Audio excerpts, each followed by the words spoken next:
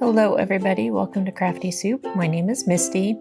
As part of the design team over at the Counterfeit Kit Challenge group, we do multiple activities throughout the month. And at this time of the month, every month, we do what's called Forgery on the 4th, where we are inspired by existing products on the scrapbooking kit that we've looked at for this month, and we recreate our own versions. This time around, I'm going to go with watercoloring from the very simple to the very complex, but don't worry, if you stick around to the complex, I will break it down for you. So let's dive in. I'm going to start off with these embellishments, which are laser cut ephemera, and I'm going to recreate those with dyes and watercolor paper and watercolor. So I have this stack of watercolor paper sitting here in front of me, and I always save any leftover pieces or pieces that didn't go how I wanted them to, because they always come in useful for this kind of project. So I have a variety of pieces here, including this one that has more purples and some other colors in it, because one of my die cuts does have little flowers on it. So I am going to do some purple, cut those apart and overlay the other ones. And then I'm going to pick out the green areas of most of these other papers and use those mainly for my die cutting. Now, here is a bit of a die cutting tip for you. Watercolor paper is definitely thicker than other things and can be a challenge to cut on the die cutting machine. So if you pull off your dies and you find that they're not popping loose like they should, you can lay that die back down on your paper and wiggle it around until it snaps back into place in that die. So what I like to do is kind of brush my hand over the paper to make sure it's nice and flat, and then I'll wiggle that die in till it snaps back into place, and I will make sure I tape it down so it doesn't shift on me going back through the die cut machine. And here's one more look at that. I flatten out the paper, I'll kind of wiggle that die around until it locks into place, and then tape it down so that it won't shift on me and give me weird double cuts later on. Now, using various shims can also be helpful. I did do a review of this die cutting machine that I've been using since the spring, I think it is, and I made myself a cheat sheet on what shims work best with what materials. That is all available to you as well over on my blog, and I will link you up to all of that if you want more information. So once I used proper shims and ran it through for watercolor paper, I just forgotten what the shim should be. So having that cheat sheet handy was definitely a good thing. They came out beautifully and my die cuts are ready to go. All right, I am protected my surface with a mat underneath, and I'm going to use just a very small paintbrush. This one I think is a size 2 round. And if you are new to watercoloring, you don't need a huge variety of paintbrushes, and I will link you up to my favorite inexpensive yet good quality paintbrushes. I think it's like $8 for a pack of 6 brushes or something like that. So it can be really easy to get started. At any rate, I've got my palette of watercolors. I'm just going to pre-moisten the colors that I will be using. I'm also going to pre-moisten my watercolor pieces. And this is called a wet on wet watercoloring, where you have your paper with some wet on it and you're adding your wet paint into that. And the reason I'm doing that is because it helps the paint flow more smoothly. So, and I will talk more about this when we get into the detailed painting that I'm gonna show you tips and tricks on. I won't walk you through the whole thing because I know it's a little more than most people want to see. At any rate, with the paper being wet, I can just drop in color. And let me show you a little bit about what I mean. On this bottom leaf, it already has some color going on in the background. And what's really nice about watercoloring is that it is translucent, so you can layer more color on top of previous layers. So that's why I started off with pre-watercolored pieces, because getting that variation to your project really makes it pop. If you don't have pre-watercolor pieces, you can certainly do a very light, sparse layer of watercolor, let it dry, and then come in for a second or even third layer. Here I'm just doing the 2 layers, and I will pull it up closer to the camera so you can check it out. It's a little wet, so I don't want to touch it right now, but you can see the variety of color and depth that you can get from using this method. So that is some very basic watercoloring, and let me walk you through some more advanced tips and techniques as I recreate this full sheet of pattern paper. And even for me, this was a step outside of my comfort zone. So I pre-moistened my watercolor palette, and actually I should have refilled my colors first before I did this. I am going to work on the rougher side of my watercolor paper. This is cold press watercolor paper, which has a smooth side and a rough side. Hot press is completely smooth. So I just work with cold press because it's cheaper, it's easy to find, and I can get 12 by 12 sheets from my local craft store. If you can't find 12 by 12 sheets, work with what you have.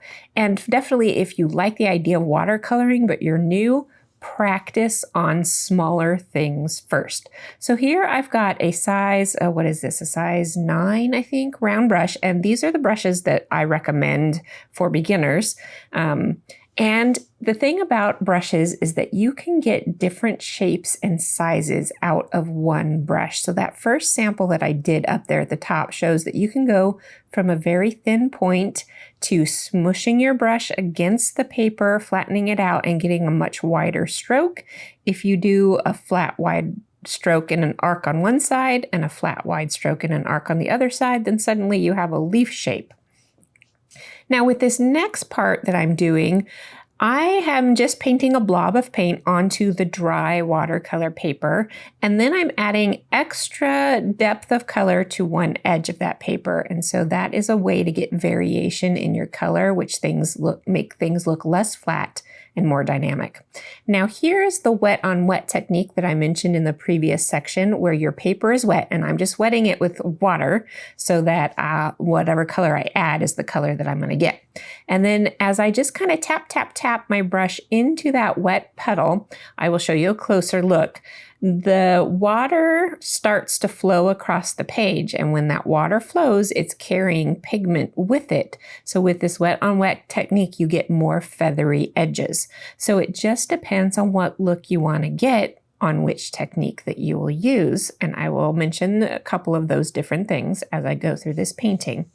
Now the next thing I'm going to do here is just kind of play with my color palette and see what colors I want to use for this project. So I'm going to mix some blues and some greens so that I can get that variation in color. And I will also mix up a very large portion of this peachy color. And this is where I needed to refill my palette because I have never painted an entire background before.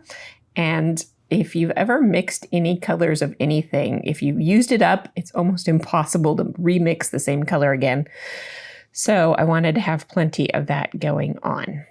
The next step in this complex painting is to do a little bit of sketching of the design first so that I can kind of help myself visualize and space things out. Because the inspiration, which is off to my left on my computer screen so I can refer back to it frequently, it had a sketchy circle, and then it had some larger areas of greenery coming off, filled in with smaller areas. So I'm just going to sketch out those larger areas. Now, if you're new to watercoloring, I suggest use a very small piece of paper and just try one branch or one flower before you work your way up to something like this. But I want to show you all these tips and tricks as I go on this complex painting so that you can get some ideas about where you're starting and where you might end up. I've been watercoloring for a few years and I don't do it all the time, but I have gotten better. And so that's the whole point. We don't see a lot of people in this intermediate zone between, being an artist and being a beginner. So I want to share my intermediate journey with you. At any rate, you can see that I've done several things here. I've got some greenery going on with different colors in there. With this piece that I'm working on, it had too much solid color in there. So I dried off my brush on a towel and I soaked up some of that excess paint and then I wiped it off on my towel. So that is one technique if things are looking too wet and too flat. And with this flower, I'm kind of doing the same thing. I did like little C-shaped strokes around in a spiral. And if you touch the edge of the C to one of your previous C's, that helps it look more floral-like and less like a bunch of C's in a circle. What I'm also doing with this flower is I am wetting the paper on the edge of the flower, and I'm wetting the paper first, and then I will very carefully take that wet brush up to touch my wet floral paint. So here I'm wetting the paper and then touch, and you can see how that paint has suddenly started to spread into the wet softness of the paper that I have created. And so that is one way. And then I'm softening it up here too, because it had too much color being pulled in. I did soften that up a little bit. All right, now I have more elements on my page according to, the visual that I'm looking at off to my left. I do much better painting when I'm trying to work from something existing rather than when I'm trying to make something up. And one of the things that is on that existing is a little bit of color going on in the center. Now there's lots of ways to accomplish what they did, and I'm not following what I think they did. But here is one thing that I am doing. So I'm doing that wet on wet. I got the center fairly wet, and then I'm putting very small amounts of pigment and very small spatters in there, which will spread and not look so much like spatters anymore. So that is just a very subtle hint of color. Now I have added more elements to this using more colors of my palette, more golden yellows, more reddy oranges, and a few more pinks. So, and then I'm filling in with little bits and pieces in between those large clusters. Now, this isn't perfect. Remember, I talked about that depth and dimension of using color, and I didn't get there with this. Some of that is if you have two leaves right next to each other, having the top leaf have a very dark edge where it overlaps a bottom leaf, that variation in color helps create the dimension. And I didn't quite get there with this painting, but I will share that with you so that you know that tip and you can try and aim for that dimension. And it also helps me to try and remember for next time. All right, the next step that I'm doing here is working on this entire background. Now, I have never done this before. I don't know how artists do it. So here is what I'm doing. I'm working in a very small section. I have wet the edge of my paper up towards the center where I'm painting around elements. Now I am going to have dry paper right around those elements and wet paper that will help the pigment flow towards the edge.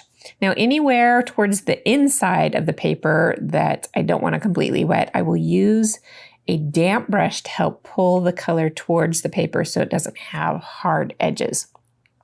But I do want those solid edges up against the other object because that color variation between objects helps with that depth that I mentioned.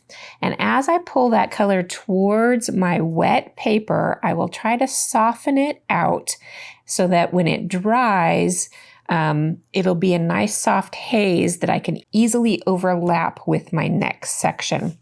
The challenge with doing backgrounds is that anywhere your paper starts to dry, if it's not completely dry, you're going to get weird water interactions, and I'll show you some of that in a minute, that can do unexpected things. And so it's good to let a section dry before moving on to another section. And since I did get some things that I don't want. Now, these aren't wrong things to do with watercolor. This area where the water has pushed the pigment away, that means it was very wet. That is called a cauliflower or a bloom. And that could totally be a technique. If you like that look, it can be what you want. That wasn't what I was going for. So in my case, that was a mistake. But here's a little thing about watercolor that can be helpful. Most watercolor can be reactivated when you get it wet. And I'm not talking soggy wet, I'm talking damp paintbrush, spread it out very thin, and you can already see how it has kind of smoothed some of that out.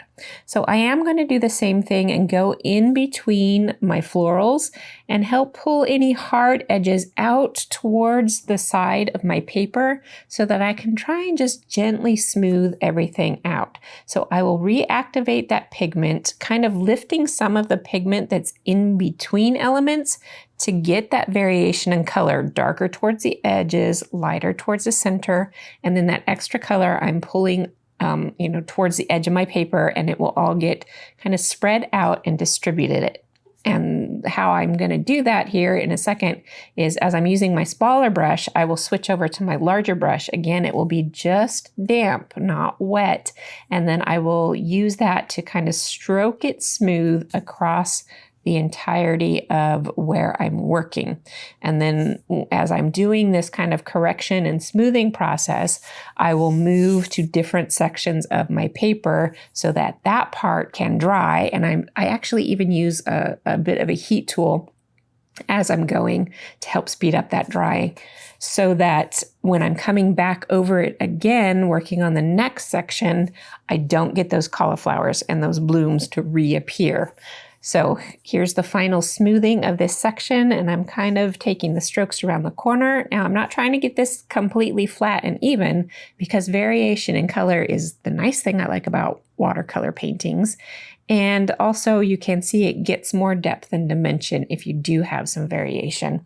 And over there on the right-hand side is where I did indeed run out of some pigment. So the section around those berries is much lighter, but it still works. So as a very final finishing touch to this, I'm adding more layers. And that's the thing about watercolor, is that it looks better when you add more layers. I added more layers to my little circular branch wreath part, and I'm adding more layers to my flowers because I didn't get the color variation that I wanted when I was originally doing those. If your painting is too wet and you drop in extra pigment to the edges, as I've mentioned, that helps with the depth. But if your painting is too wet, the water just kind of pulls all that pigment and evens it out across the whole surface. So finding the balance between just wet enough and not too dry to get the pigment to smooth out enough without getting harsh lines, but also stay in place enough to give you that color variation. That is one of the challenges of watercoloring, and that has taken me lots and lots of practice. And as you can see, I still get it wrong. At any rate, here is a look of the piece that I was inspired by and my final recreation. And it certainly isn't perfect, but I am super happy with how it came out and the skills that I've increased by working on this painting and tackling something that I was really nervous to do, which is that whole color background. All right, thank you so much for watching, especially if you made it all the way here to the end. I do appreciate it, and I hope you have an artful day.